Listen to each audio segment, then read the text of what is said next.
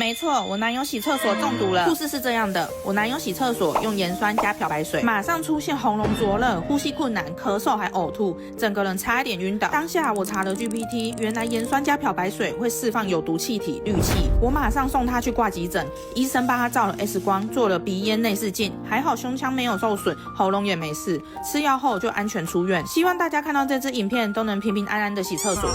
少姐变瘦烧中毒，靠腰。